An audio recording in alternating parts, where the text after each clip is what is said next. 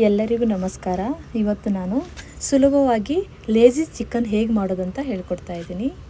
ಒಂದು ಕಡಾಯಿ ಪಾತ್ರೆಯನ್ನಿಟ್ಟು 3 ರಿಂದ 4 ಟೇಬಲ್ ಸ್ಪೂನಷ್ಟು ಎಣ್ಣೆಯನ್ನು ಸೇರಿಸಿ ಜಿಂಜರ್ ಗಾರ್ಲಿಕ್ ಪೇಸ್ಟ್, ಚಕ್ಕೆ ಲವಂಗವನ್ನು ಸೇರಿಸಿ ತೊಳೆದು ಇಟ್ಟಂತಹ 1/2 kg ಚಿಕನನ್ನು ನಾನು ಕಡಾಯಿಗೆ ಹಾಕಿಬಿಟ್ಟು ಈ ರೀತಿ ಫ್ರೈ ಮಾಡ್ಕೋತಾ ಇದ್ದೀನಿ.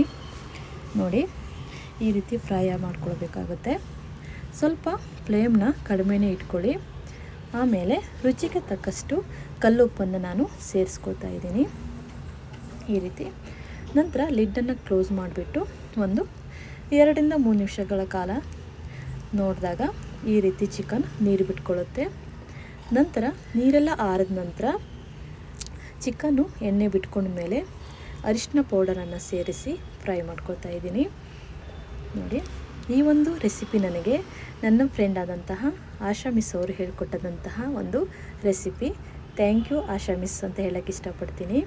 ಆನಂತರ ಜೀರಿಗೆ ಪೌಡರನ್ನು ಸೇರಿಸಿ ಫ್ರೈ ಮಾಡ್ಕೊಳ್ಳಿ ಈ ರೀತಿ. ನೋಡಿ ಎಷ್ಟು ಚೆನ್ನಾಗಿ ಕಾಣಿಸ್ತಾ ಇದೆ. ನಂತರ ಕಾಳು ಮೆಣಸಿನ ಪುಡಿಯನ್ನು ಒಂದು ಅರ್ಧ ಸ್ಪೂನಷ್ಟು ಸೇರಿಸ್ಕೊಳ್ಳಿ.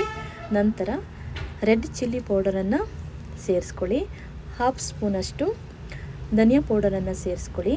ನೋಡಿ, ಎಷ್ಟೊಂದು ರೆಡ್ಡಿಶಾಗಿ ಕಾಣಿಸ್ತಾ ಇದೆ ಅಲ್ವಾ.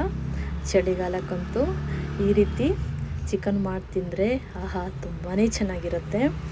ನೋಡಿ, ಕಸೂರಿ ಮೆಂತ್ಯನ ಕೊನೆಯದಾಗಿ ನಾನು ಆ್ಯಡ್ ಮಾಡ್ಕೊತಾ ಇದ್ದೀನಿ. ನೋಡಿ, ಇನ್ನಷ್ಟು ರುಚಿ ಬೇಕಂದರೆ ನಿಮಗೆ ಕೊತ್ತಂಬರಿ ಸೊಪ್ಪು ಆ್ಯಡ್ ಮಾಡ್ಕೊಳ್ಬೋದು. ಈ ರೀತಿ ಫ್ರೈ ಮಾಡಿ ಒಂದು ರಸಮ್ಗೆ ಒಂದು ಸೈಡ್ ಡಿಶ್ ಆಗಿ ಇದನ್ನು ಯೂಸ್ ಮಾಡ್ಕೋಬೋದು. ತುಂಬಾ ಚೆನ್ನಾಗಿದೆ, ರುಚಿಯಾಗಿರುತ್ತೆ. ಎಲ್ಲರೂ ಟ್ರೈ ಮಾಡಿ ಹೇಗಿದೆ ರುಚಿ ಅಂತ ಹೇಳಬೇಕಂತ ನಿಮ್ಮಲ್ಲಿ ಕೇಳ್ಕೊಳ್ತೀನಿ. ಧನ್ಯವಾದಗಳು.